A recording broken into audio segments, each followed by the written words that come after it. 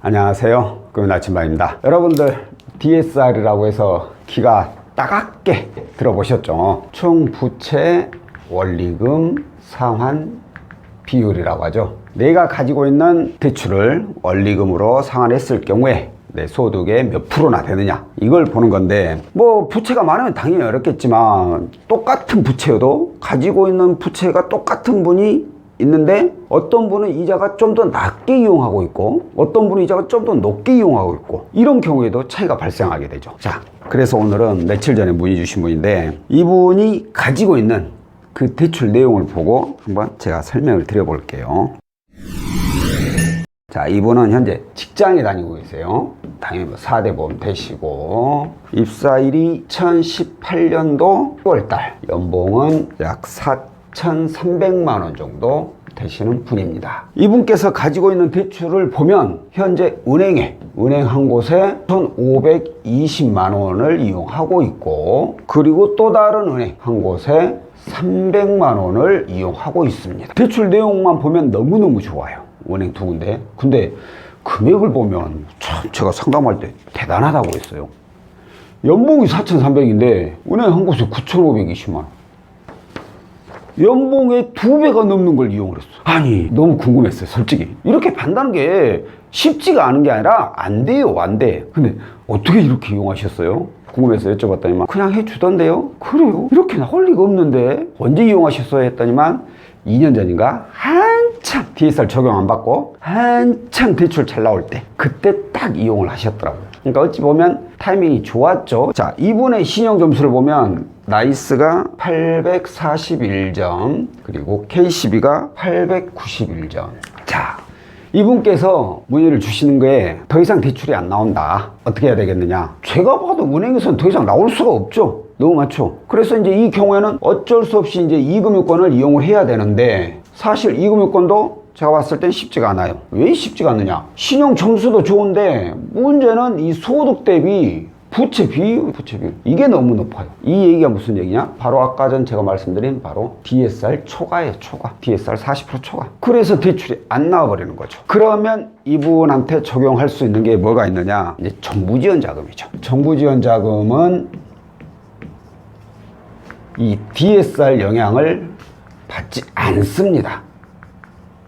안 돼요. 그렇기 때문에 정부지원 자금을 이용을 할 수가 있는데, 이분은 정부지원 자금도 이용하기가 곤란한 내용이에요. 왜? 자, 일단 연봉을 볼게요. 4,300. 일반적인 뭐 햇살론이든 웬만한 정부지원 자금은 다 서민을 위한 상품이라 해가지고 연봉이 3,500 이상이 돼버리면은 저 신용자에 한해서만 해줘요. 신용이 좀 안 좋으신 분들. 근데 이분은 신용이 너무 좋아버려. 그러면 연봉이 3,500 이상이신 분, 신용이 좋은데 3,500 이상이신 분, 혹은 4,500 이상이신 분들, 이분들이 유일하게 이용할 수 있는 상품이 있어요. 그게 바로 정부지원 자금 중에 저희가 취급하는 사이돌2라는 상품이에요. 이 상품만큼은 소득에 관계가 없어요. 아니, 관계가 없진 않아요. 연봉이 1,200 이상이신 분 대신에 상한선이 없어요. 그러니까 4,500 이상이신 분들도 이용을 할 수가 있다는 거예요.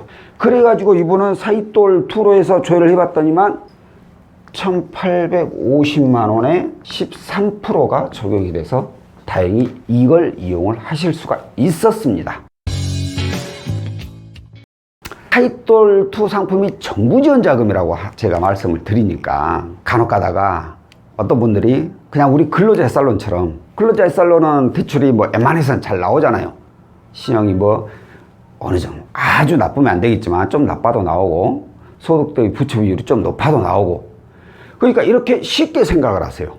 그런데 이게 말이 정부지원 자금이지, 실질적으로 금융사에서 사이돌2를 취급하면 어떤 조건을 거느냐면 그냥 일반 신용대출 상품하고 프로세스가 거의 똑같습니다. 거의. 그러니까 신용점수가 안 좋으면 이것도 안 돼요. 대출이 많으면 이것도 안 해줘요.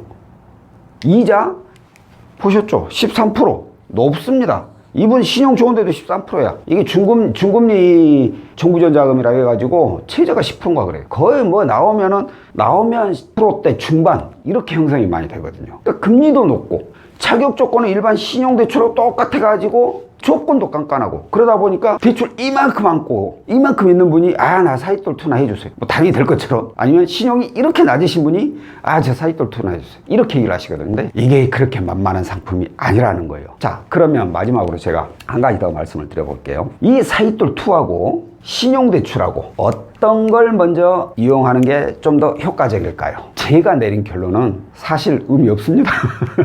왜? 제가 아까 말씀드렸죠. 거의 프로세스가 똑같다고. 금리도 비슷하고. 안 돼. 뭘 먼저 이용해서, 이거 먼저 이용하면 당연히 신용점수 하락하니까 이거 안 나올 확률이 높고, 이거 먼저 이용하면 당연히 또 이것도 역시나 신용점수 하락하니까 안 나올 확률이 높아져. 그러니까 이거 같은 경우에는 제 생각에는 그래요. 둘 다 가능하다 했을 때 내가 자금이 좀 많이 필요하다. 그러면 대출 금액을 보는 거죠. 금액을 보고, 좀 더 내가 원하는 자금하고 비슷하게 나온 것. 그것부터 이용하는 게 순서라고 저는 생각을 해요. 그러니까 그 대출 금액에 관련해서는 몰라도 그 외에는 크게 먼저 이용해서 좋다, 뭐 나쁘다 이런 의미가 없다라는 거 참고하고 계시고요. 자, 오늘 영상은 여기까지고요. 다음번에 또 다른 내용으로 찾아뵙도록 하겠습니다. 고맙습니다.